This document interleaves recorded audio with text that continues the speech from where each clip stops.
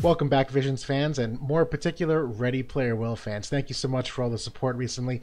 This video is for you. This is by far the most comprehensive, longest, most in-depth video I've probably put together in quite some time, because right now we're in a state of the game where we're going to start getting some more limited units. There's going to be some changes implemented with dual vision cards for different characters and a whole bunch of new releases that's going to obviously change the balance of the game from what we're seeing right now. So it's really in our best interest to look ahead, see what all that is, and I promise you this is going to be a very, very thought-provoking video for you. So what to expect, I'm going to go through a full calendar, very high level, of all the new units, new vision cards, espers, EX upgrades that are coming for current units that still we're waiting, and then Mastery Ability 2 upgrades. That's essentially another buff to a lot of the older characters that's pending coming into the game. And then I'm going to do an element by element analysis and breakdown. That is where this is going to get. So the nuts and bolts of things down to the hopefully the nitty-gritty of what we're seeing right now and what's going to come into the game and how it should potentially influence the balance and the cast of characters as we know it. And then finally some final thoughts and my winners and losers, if you will, of all those changes for roughly the next 4 months. So getting into it right now, this week we're about to enter the Final Fantasy IV rerun, which is going to feature Golbez as a brand new dark unit. We're also going to get upgrades to the Demon Wall Esper. It's going to get the 3-star upgrade, and then we're also getting EX upgrades for Cecil, Kane, and Rosa, and additionally also for Lucio, who was the Crystal Chronicles character released a couple weeks ago. So that's all coming this week. A whole bunch to look forward to there. Next week we should see Reyes, who's the new water unit for the selection quests, in addition to the Garvel vision card that's coming out, but also EX upgrades to Eldyra and Nivlu as well. Week after that, we should be getting Setia. She's the new Fire Crystal Chronicles user as well. More about her in just a couple of minutes. Week after that, we're getting a new Esper and Vision card, the Brachiosaur, which is a fire-oriented addition to the game, as well as the EX upgrade to Skahal, as well as the 3-star upgrade to the Aegeon Esper we currently have. The week after, we are again the EX upgrade to Luartha. There is also Lanan, who is going to be released the week after that, a brand new Lightning Crystal Chronicle unit. The week after that, a whole bunch of extra things here where we're getting Europa, who's a new Vision card and Esper, a new MR Vision card as well. Howlett is getting his EX upgrade, and again, apologies, a lot of this is really only oriented toward UR units. I'm not doing much in the way of MR units and potentially some MR cards here and there. But Howlett is getting his EX upgrade, and then this is the first round of Mastery Ability 2 upgrades, and it's going to be for Eileen, Oldoa, and Ziza, who desperately need it. The week after that is the beginning of the Final Fantasy VI collaboration. We're getting Terra and Locke as new units. Locke is a unit that's going to be given out free. Obviously, you have to spend to get the shards to max him up. But we're also getting Chaos Odin, who is a brand new Esper that's going to be and Vision card. It's going to be a dual element. It's going to be ice and water, and we'll cover him in depth in just a couple minutes here as well. Week after that, the Final Fantasy VI collaboration continues with Celes coming out, just a new water tank, but we're also getting some new vision cards here for Final Fantasy VI as well as Final Fantasy XIV right around this time, where Thancred is also getting an EX upgrade, and Medina at this time will also get a Mastery Ability 2 upgrade for herself as well. Week after that, Bellis, I think is how you say it, I don't know, is the new Ice Unit Crystal Chronicles character, but we're also getting another Vision card, and then at that time Elsorel is getting an EX upgrade, and Yurma is getting the Mastery Ability upgrade as well. The week after that is technically open. There was a Winter Unit collaboration rerun there in JP. Who knows what they're going to do here, if they're going to do, who knows, maybe some mastery upgrades for those characters, which I would imagine, where, you know, Summer Ketone, Summer Lilith did not get the mastery ability upgrades that JP did, so I'm assuming that would come in that week at minimum. But one thing to also keep in mind, right around this time, either before or after the Final Fantasy VI collaboration, we should be getting another global exclusive unit potentially, like we saw with Dwayne and Fraevia and Immortal Zazan and Ibarra. There should be another one coming. Now, speculation as to what it is, obviously we're not sure. I would imagine it has to be an element that we probably have not seen yet for a global exclusive. I doubt they would repeat a global exclusive for the same element, but you never know. The week after that is when the Persona 5 collaboration starts. And that's the week where we're getting Joker, Queen, and a new Vision card for the Dark units, and then the week after that, we're also getting Violet, who's another new unit, as well as Alstoria, who's a new water unit, absolutely incredible, in addition to 2 new Vision cards and the Garvel EX upgrade finally as well. So this, as it stands, is the calendar from what we know from this upcoming week to as far as the beginning to middle weeks of April. Now, things subject to change, obviously, and in the presentation here, I believe I've included everything that's going to be coming. If I've missed anything, I apologize, but there is a lot to cover here. Without further ado, though, let's finally get into it, and in no particular order, we're starting with Fire. So right now, the current style of the Fire cast, more brawlier turtle comps in terms of what they bring for AoE resistance and just a movement where they're not very versatile in how they move. Some underutilized magic characters like Summer Kitone and Regal Glaciella that on paper should have some upside, but not really being used by and large. They do have some good anti-magic characters, which is kind of new, and they will get more of them in the future, where it used to be a big weakness of theirs in the past, and they do have accuracy problems overall still, so they are a slower-moving turtle, brawlier comp that suffers a little more against the high agility, high evasion comps. We're going to see exactly what's going to change. So Cetia is the new Crystal Chronicles unit coming out. She's a missile DPS. She's got a handful of status effects, Berserk, Disable. She also has a re-raise dispel, so she's got some interesting utility to her. And then after that, for the Final Fantasy VI run, we have Terra, who's another awesome magic user. More on the slash side of things. She does have some magic abilities, though, so she's kind of hybrid of both, which is cool. She's got a guaranteed hit ability, which the Firecast desperately needs somewhere in there. And then really good survivability overall, where she's got a barrier, a lot of good defense and spirit, and some really great resist overall. So really, really impactful character, in my opinion, to the Firecast. We are also getting the Luartha EX upgrade, where she's going to get basically just a DPS increase, more defense penetration, some 20% accuracy, which, again, it kind of desperately needs, and then she does have some missile attack that will dispel protected shell to the enemy, so that's kind of valuable in terms of utility, so not the worst EX upgrade by any stretch. We are then also getting the Brachiosaur vision card, so this is going to be a missile attack up for the party, which obviously is going to primarily affect Cetia, but also Luartha if you're using her. I doubt it, but some upside there. 8% agility to party. I wish it was a little more, quite honestly. They're pretty slow as it is. But they also get unit resistance 20, which is obviously very interesting, that this comp is really known more for its slower moving turtle brawlier style comps, where unit resistance is typically better when units are more spread out, which is not what Fire is used to. But there is some extra acquired AP and attack for the unit that equips it. So not a bad card, but this is one that is attempting to try and change the profile of the Fire cast. And whether or not that works, we'll find out. But in that same week or week after, the Esper for Brachiosaur is also being released. It's got some missile attack, fire attack, crit rate up, and some magic resistance. So right now, if you're talking about magic resistance, it's one of the reasons why I put this bullet point up here, that Cetia and Winter Mashri and Rain obviously are all really good against magic. So that's going, and Terra too, to be frank, that they're all going to continue to be good against pure magic types. There is also a Final Fantasy VI card, I'll call it Terra's card if you will, where it'll give a human killer of 25 for magic attacks to the party, 8 spirit for the party, which they kind of need in addition to the magic resistance, and then 20% missile resistance to the party as well, which will be kind of nice given the amount of missile units that are coming and going. So overall, they are trying to, I think, change the complexion of the Firecast by adding some of the unit resistance, some extra range, another magic user. So definitely some things to look for in terms of how that competes with the game overall. We'll get into more soon about how this might affect the balance of the game.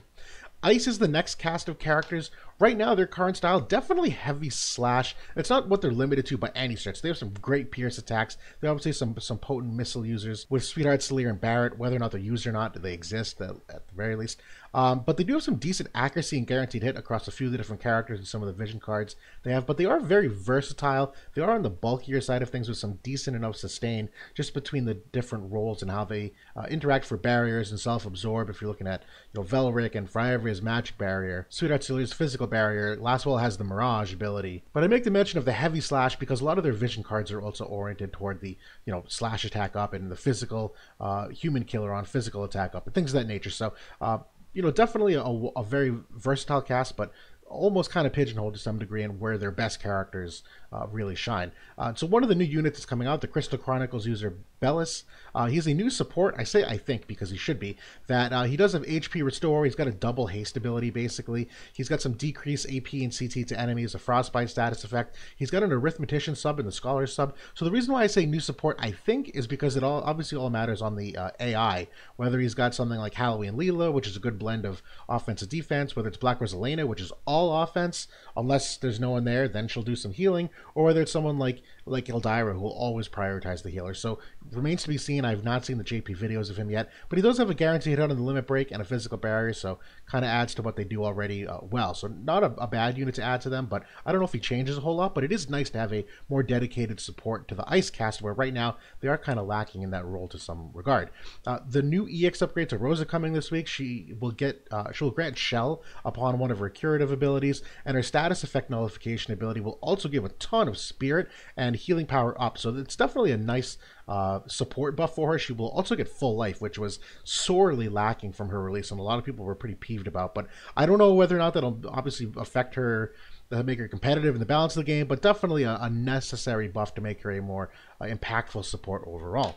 We're also getting the Mastery upgrade to Medina, who will get a buff to her limit break that can hit different heights now, an HP percent to self and ally, the normal buffs that you get for ice attack up to herself and allies. But then she also gets a pretty massive magic stat buff and a magic resistance buff, which quite honestly she didn't need. She's already pretty bulky against magic type attacks in terms of resistances, and she's paper thin against everything else. So I don't really know if it's a good balance fit for her overall, for what she really needed, but whatever, it's something. In terms of vision cards, this is where Chaos Odin comes in, where he's a multi-element vision card that he will essentially work with ice and water, which is kind of cool because a lot of these roles are missing from each other's element, but now you might be able to intertwine them. It will give 50% attack to the party, 13% HP to the party, 10% unit resistance to the party, with some human killer and HP to the unit that equips it. We're going to get into Chaos Odin more in just a minute here. The second vision card that's coming out is basically a magic 50% buff to the party and some extra AoE resistance. It is technically one of those cards that will give them a damage increase, a damage cap increase, so good for PvE content where you're maxing damage, and then some skill activation decreases to the unit. So nothing terribly crazy about this card, but obviously both of these are for different attack-oriented or magic-oriented users, which one of the benefits of the ice, they do have a decent enough blend of both of them, but definitely more on the physical attacking side. The magic users aren't as impactful as some of the other classes overall. Now we're looking at Chaos Odin. Essentially, the buffs that he gives to either ice or water are essentially the same. They get the same buffs, whether for party or for self. But in terms of stats, some extra starting AP, which is pretty nice. 160 attack, so it's definitely attack-oriented. 4 spirit and 3 agility, very nice buffs to round out whoever they're putting it on. And basically, we just saw a second ago, for the unit effect, it's going to give them human killer and HP, whether you're ice or water. And then for the party, it's going to be an attack buff, an HP buff, and the unit resistance buffs to everybody, both ice and water. It's pretty cool. In terms of the Esper board, definitely more slash-oriented, very similar to his original with some slight node changes where he's got a lot of slash attack, two lines of it to be exact, human killer, but then some different resistances here that he's got magic resistance instead of slash resistance, and he's got missile resistance, which kind of like his regular Odin form. And then finally, this is a definite evasion Esper, 22 evasion on here, so we're going to get essentially a third evasion Esper in the game, which is not necessarily good nor bad. I'll reserve comment for now. Just a final note on this though, I do think Chaos Odin really affects the water cast more than the ice cast. That the water cast definitely is lacking some of the high attack physical damage dealers that the ice cast has, so I don't know if it necessarily goes the other way around, but I think there's probably more of a buff to water than it is to ice, but that will obviously remain to be seen. In terms of the wind units, well, right now their current style definitely evasive to some degree with 2B, Tifa, and although Leela's not as evasive anymore, it is kind of a part of her survivability. They quite frankly have great attack variety here between, slash and magic and missile and a lot of strike damage, a lot of pierce upside here, and then good unit balance where, you have a tank, you have 2 different supports, and then characters like Varush, who is a magic scaling slash attack user, and Oldoa, who's a potential drain force attack unit. So a lot of really good versatility to the Windcast overall, and they're actually not getting a ton in the way of upgrades the next few months. Howlet is getting his EX upgrade, where his drain evoke attack will do more damage, which will in turn generate more health, which is kind of cool. He has a bravery down on one of his abilities, and then his new EX upgrade will have a spirit penetration for 3 turns, but it's also a double hit, so not game breaking, but definitely a nice EX upgrade for him. For the mastery upgrades that we're seeing for Oldoa, definite impactful ones here potentially, where she's getting an extra essentially 25 HP percent to herself, but then her physical resists are also increasing to all of them up 15%, physical resists, up 15% instead of the regular 5%. So definitely necessary. She's paper thin. Her HP level isn't high enough to really get full advantage of the Drain Force. Overall, I'm not sure it's gonna change a whole lot, but definite a necessary upgrade to make her better at what she already does well. And then Yurma's also getting an upgrade that, quite frankly, definitely needed, where she's going to get the same HP and wind attack up that all the other mastery abilities typically give at this point. But she's also getting a DPS upgrade, where essentially she's going to get 40 defense penetration innately, which is pretty awesome. Critical damage of 15, and then accuracy of 10, which definitely not enough. She needs way more accuracy than that, but it's something, so we'll leave it at that. But that's really it for the wind units. There's really not a whole lot that the game is adding in terms of vision cards or espers. Everything that we see in the current state of the game is basically going to be in the future state of the game as well. I apologize. And then finally, this is an MR card, which is kind of why I forgot it. It missile resistant 15 to the party, which is cool. Defensive 4, which is kind of immaterial, and crit evaded 15, which is whatever. So it's an MR card. It'll be nice to have, but I don't think it's going to change the balance of anything in particular.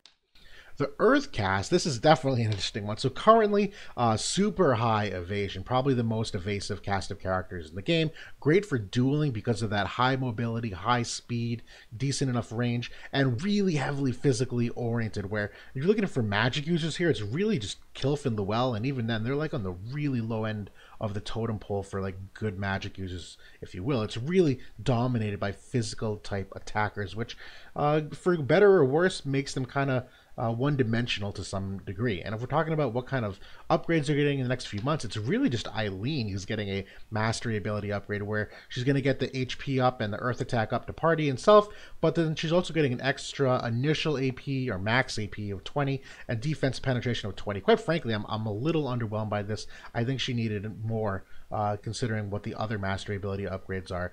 Definitely something in the way of agility, in my opinion, but that's okay, that's whatever. But that's it. Earth is not getting much else, and if anything, there might be something with the global event, but I doubt it, since Zazan was the last one.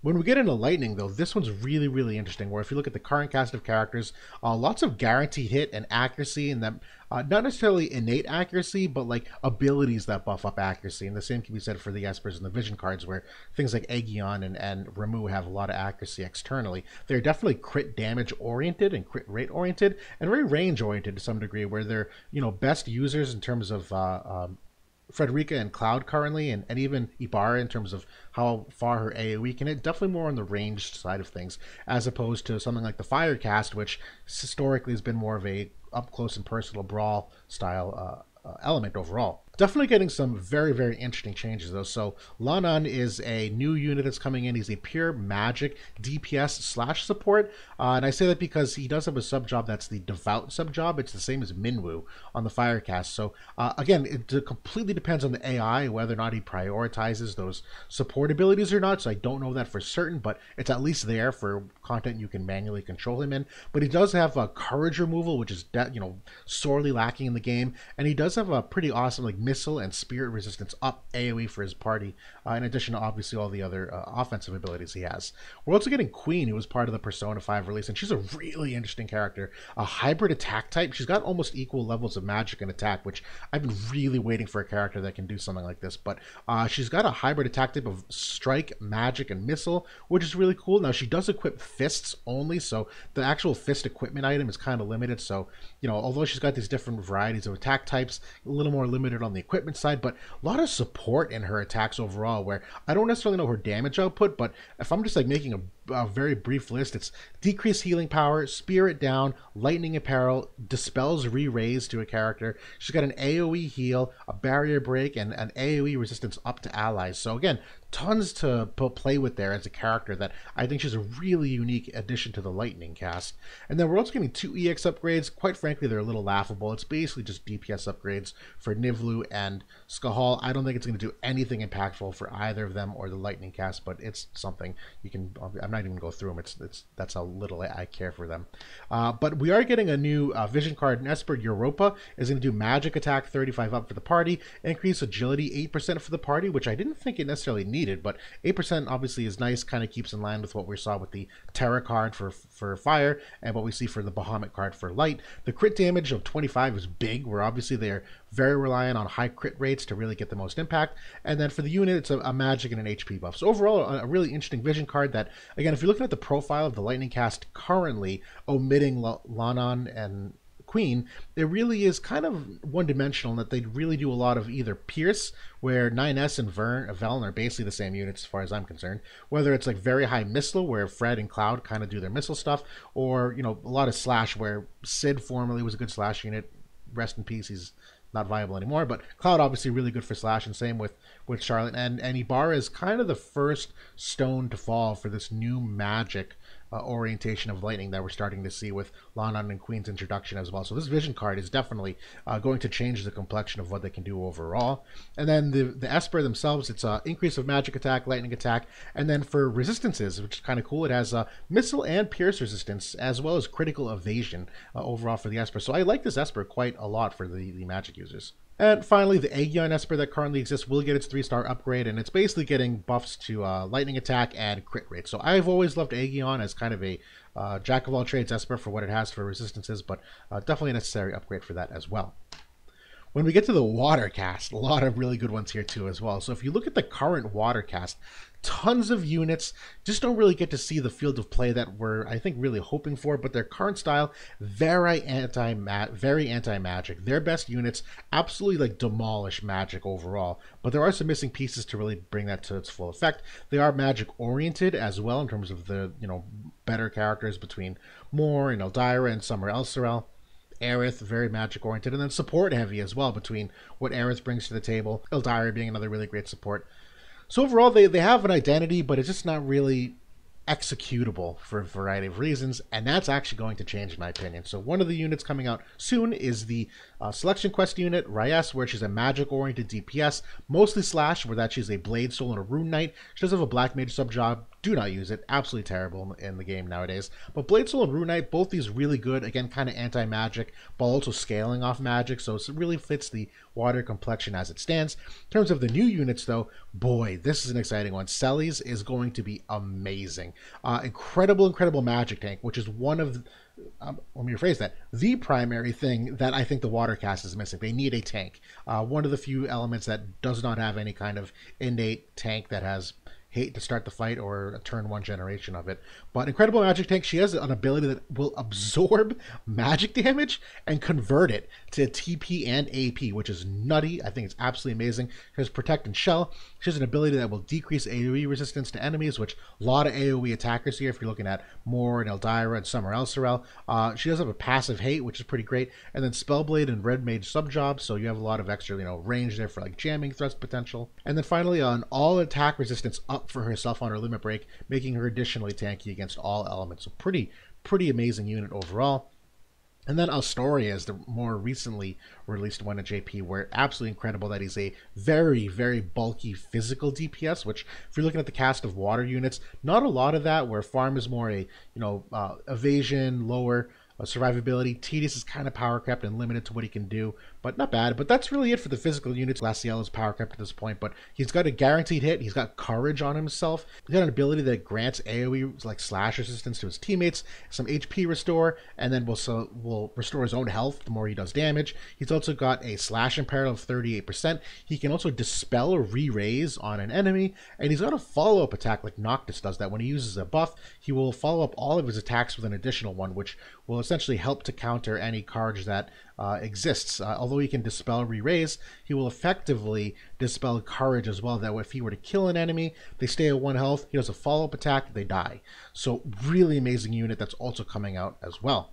And then for EX buffs, Eldyra is coming out in a couple weeks. She's basically getting an AoE resistance up passive for herself, and then she's giving an ability that's going to be an AoE pierce and missile resistance to teammates, which is pretty cool that, you know, we're seeing more of those attack types in the game. And there is a buff to her arithmetician skill that quite frankly I can't figure out on WOTV calc, but it looks like a potency buff to some degree, where overall just going to be stronger. But great upgrades to her overall. And then they're also benefiting from the Chaos Odin card, so same idea, same buff, same everything. We've already covered that. And then they are getting a vision card again in the future, which is an increase of accuracy of 25 to the party, increase of water attack of 18 to the party, and then water resistance of 20%, where obviously if you're in those water mirror matchups, this is probably going to come in pretty handy. But overall, a good card. I don't know if it's going to change a whole lot, but the accuracy is nice at least. Where again, this is a cast of characters that isn't really known for their accuracy. It's not that they're inaccurate, but they don't have a lot of guaranteed hit. And in a game where there's a lot of evasion, that's obviously something you have to constantly think about. Now, the light cast. This is one that I'm sure everyone's looking forward to. This is an incredible amount of content coming out for the light, almost unfairly. If we look at what currently exists already, their current playstyle, very high evasion, massive amounts of sustain, and quite frankly, very slash-oriented. Obviously, Jaden is missile, and he's one of the top meta units, but if you're really looking at the light profile in general, between Elena, Violet that's coming out, Engelbert and Warrior Light, Thancred's getting an upgrade, Cecil's getting an upgrade, Lucio, Rob Horn, Locke, all of them are slash units, so very slash oriented. And we're getting a balance change for that as well, which we're going to get to in a second via a vision card introduction. And the sustain, obviously, between healing of Yuna, where she's just like one of the best pure sustain healers in the game with full life, re-raise, Curaga, Prey, her TMR, Protect and Shell, like everything above and below, she does really well for the sustain. And the same with Engelbert, where healing potency up, massive health pool, a couple of these units have courage. It's an impossible task to try to kill them quickly. Locke is one of the units that's going to be given to us for free. Absolutely nutty good unit. He is a very high evasive DPS. Everyone, go ahead and roll your eyes at this time. I know Elena is enough for us to deal with, but we're getting another one. He's got a self re-raise as well, where, sure, Elena's going to have courage, he's going to have re-raise, Yuna's going to give re-raise, like, it's going to be ridiculous. But he's also got a 38% slash imperil on his limit break, which, as we just mentioned, very slash-oriented cast of characters, so that's obviously really great for what this element does well. He does Pugilist and Nightblade sub-jobs, and he actually has Reflex as a counter ability. Like, are you kidding me? Like, a character that evasive that is going to get Reflex as a counter is almost overkill to some degree. And then Violet is going to be coming out as part of the Persona 5, another very high evasion unit that, for like the first time in a year and a half, 2 years, we might see triple evade again. Like, that hasn't been a thing in quite some time, but definitely have to be considered.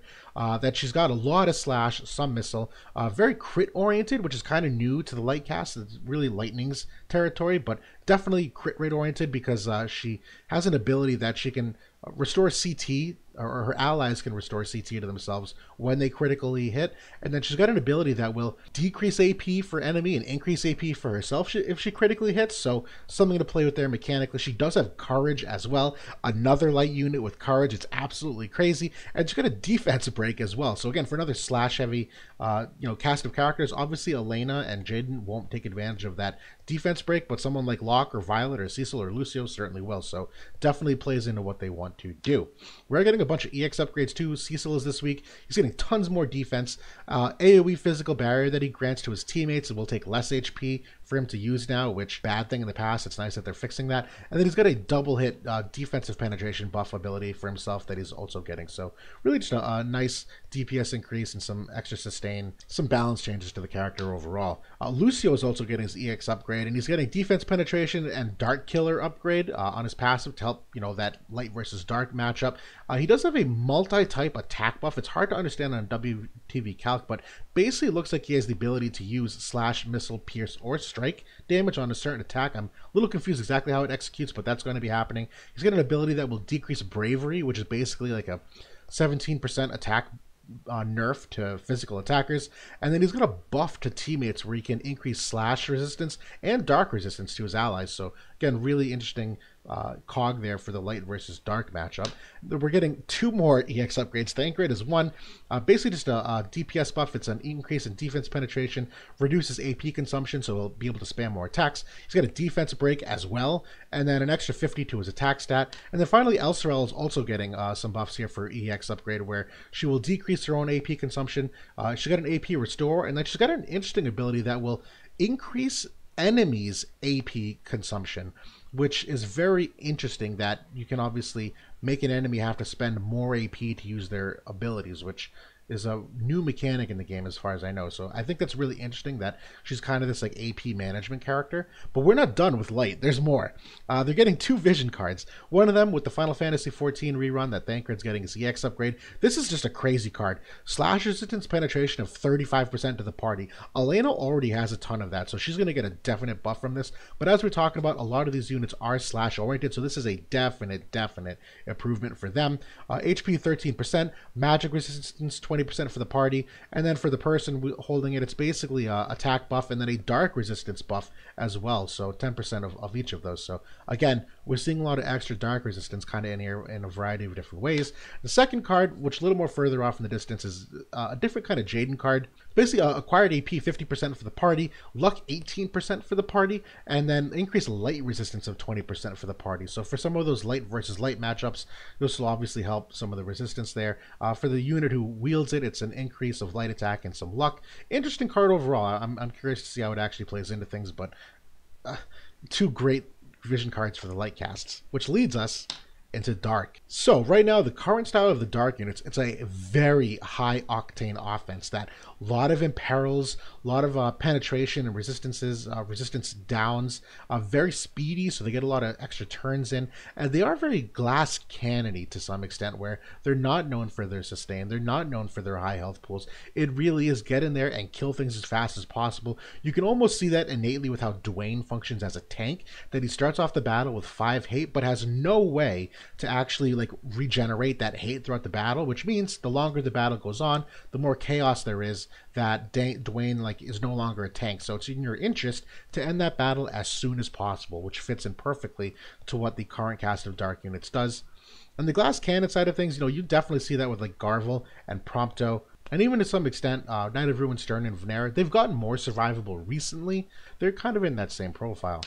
If we're looking at Golbez, who's being released this week, interesting addition that I'm a big fan of. He is an incredibly tanky magic DPS. You can easily get like 50-60 defense and spirit on him, like pretty handily. He's also got a self barrier and an ability to absorb damage as he does damage, so really interesting just profile there. He's got a re-raise dispel, which Dwayne has as well, so a little bit of overlap there. Huge damage modifiers, and he's kind of like Prompto, that if an enemy is afflicted by something, a couple different status effects, the ability he uses will get an extra modifier on it for a massive amount of damage.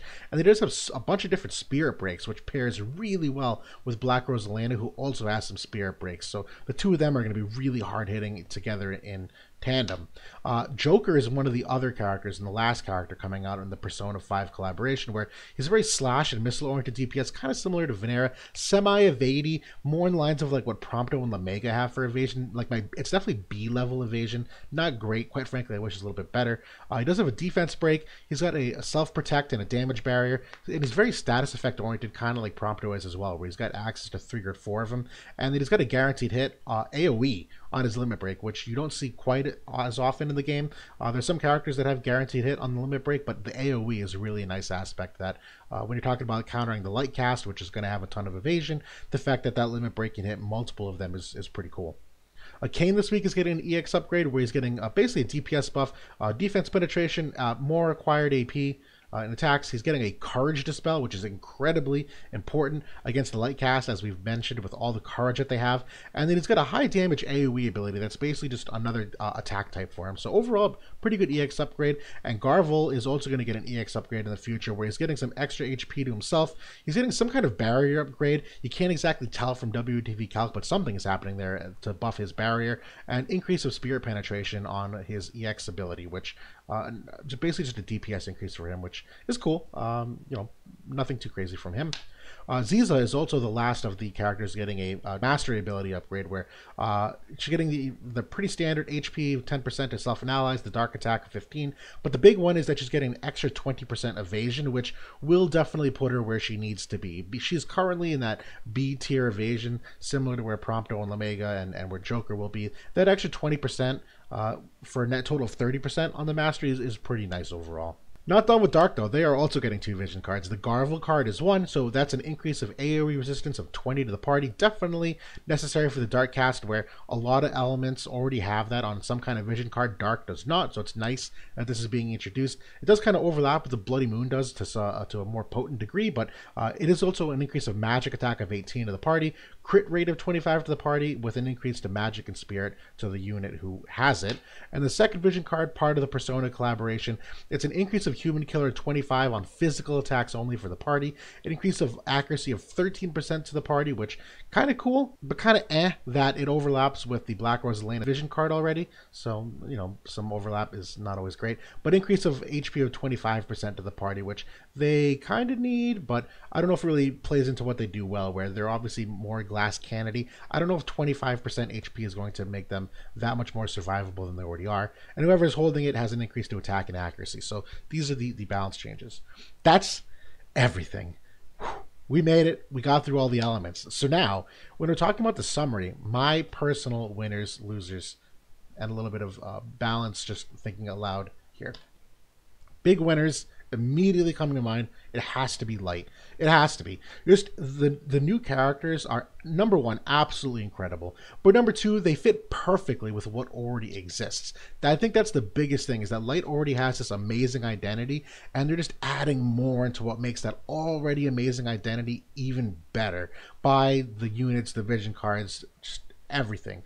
And they do have some huge buffs to like anti-dark, in my opinion, where now that they have all this extra courage, that's a real big demerit when you're talking about that matchup, where if dark is trying to like insta-kill you as fast as possible, well, if 3 or 4 units have courage and re-raise, obviously there's some like chess matchup going on where dark can dispel some of them, but like not enough that I think Light is essentially got the edge still over dark in that matchup because of it. I think Water is another really great cast of characters that's getting some massive upside here with, Celes and Astoria as the DPS. Those are 2, dare I say, meta-defining units, particularly when we talk about the Light meta at the moment. But big Chaos Odin buff as well. That vision card is, if they're lacking something in their cast, there's definitely an ice unit that will come in there and help fill that void. So if they're missing, an extra physical damage dealer or a higher accuracy character, ice has a fair amount of it that you could potentially pull them in there. So I'm a big fan of that.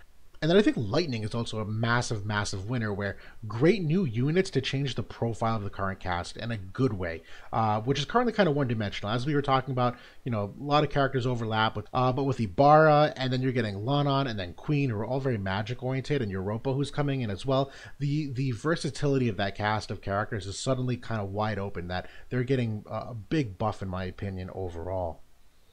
I actually have a neutral section here, where I think there's not a lot to be said. One of them is Earth. Quite frankly, they're not getting really any changes, but they're in a good place. They just really need some meta shifts where, if Lightning starts getting better, like, that's cool. Earth is in a place to kind of take advantage of that. I don't think they really need anything to alter where they are. They have, obviously some limitations with the lack of magic users, but every element has its limitations. It's no big deal, but I think they're in a good place. And then I think Wind is actually in a good place as well, as a neutral party, where the versatility of the roles should keep Earth in check as well. That if Earth starts to suddenly creep up again, Wind has all the tools to dismantle it pretty quickly. And if we're looking at the wheel here, like the element wheel, I think this kind of makes sense, where Lightning can keep Water in check, but Water is also, Celes is a great magic tank. So if we're talking about Ibarra against a magic tank, like this, it's not as one-sided of a matchup as you might think. But the big losers, in my opinion, process of elimination, you probably come to this conclusion. Fire, definitely a big loser. I think it's the wrong changes to make them competitive. And quite frankly, the timing of their releases, Water, should cancel out any upside that Fire sees. I don't see a situation where Fire is going to bring something strong to the table, particularly because I don't think they got the balance changes they needed. I don't think Setia is a meta-defining unit by any stretch of the imagination. Terra certainly could be, but again, Terra's a magic user, and if you're talking about Celes as a water tank, kind of cancels that out if Terra got strong all of a sudden. And quite frankly, I don't know what it would take for Fire to get a lot better, but they have some characters that are just like way like Raldor still doesn't have an EX upgrade, and he was never good to begin with. Delete is a character sitting out there that never got any use. I've played as much as I can with Summer Ketone. She just doesn't do well, and Regal Glaciella like hasn't had the impact that we've wanted. Rain has too many stat deficiencies, and just like doesn't have enough buffs to like really be competitive. Overall, Fire just isn't in a good spot considering what's coming out with the rest of things. And then Dark, I actually have as the losers. I had to make a last minute edit. I'm so sorry, everybody. I actually forgot to talk about Dark in those final thoughts there, where this is the way I essentially think of it. We have the current state of the game, light cast and dark cast. In like 80% of instances, light cast is still stronger than dark cast right now. Well, when I look at all the things light's getting, and I look at all the things that dark is getting, do I think dark is getting more than light? And the answer to me is no. So if light is comparatively better right now, although they're both getting things, I still think light ends up, in the end, still better. Dark does have some nice things with the extra, re-raise Dispel from Golbaz and the Carnage Dispel from Kayn, but I just think light brings so much more that dark simply isn't equipped to handle it. The very last one, Ice. I just don't think there's any impactful changes to that class of characters at all. I don't think Bella's all that great. And although, Wind is going to get relatively strong, I don't think Ice is in a place that's going to like completely dominate it. It obviously should win some matchups, but I think Ice has a lot to be desired. And when we're talking about Chaos Odin, I mentioned earlier, I think Water gets more upside than Ice does personally. It's not necessarily that Ice is bad, but I just don't see them in a place where they can compete and not still get beat out by all the buffs of the light cast and the water cast and the lightning cast overall. So that's my opinion of the balance changes in a nutshell, what we're going to be seeing. I don't think any of this is a massive surprise to anybody, but it's at least good to know what to look out for, what characters you want to look for. And I did this primarily because if you're talking about effectively managing your Visior and your resources, you obviously need to do just a little bit of planning. So if you have an element that you're really high on and you already have a lot invested in, hopefully seeing an element by element breakdown will give you some insight whether or not you need to pull and keep investing in that element. Or something like Fire, where if you've invested a lot in Fire, like maybe it's time to stop and reallocate that into a different kind of element. So hopefully this was informative for everybody. I learned a ton. I think this is massively important to constantly keep in the back of your mind. I don't always talk about the future state of the game because quite frankly, we're so different from where Japan is and global because of our buffs and our global exclusives that it's really hard to see what looks good in Japan and translate it well here, because quite frankly at this point of the game our balance is quite different. We have Elena, they don't. It changes everything. Her vision card, the vision cards of other global exclusives, Ibarra's introduction just makes it a very different game to try to analyze. And then quite frankly, at the end of the day, these elements are all very map dependent. I don't think people recognize that enough, that maps change the entire complexion of what's viable. Whether a map has a lot of topography, high and low, whether it's small, whether it's big, whether there's natural barriers, whether the starting spots are spaced out 3 spaces or 4 spaces, there's enormous ramifications on the balance of the game depending on the maps. So at the end of the day, we could study the hell out of this, the units, the vision card, but if you're also not getting the maps that makes them shine, it kind of means nothing at the end of the day as well. So that is my full future outlook in a nutshell. Hopefully this leads to some good discussion. Hopefully you learned a lot. This was a lot of fun for me to do. Thanks so much for listening, guys. And good luck pulling, and hopefully you're enjoying the game as it is and continue to enjoy the game as it will go on to be. So thanks for watching, and I'll see y'all soon.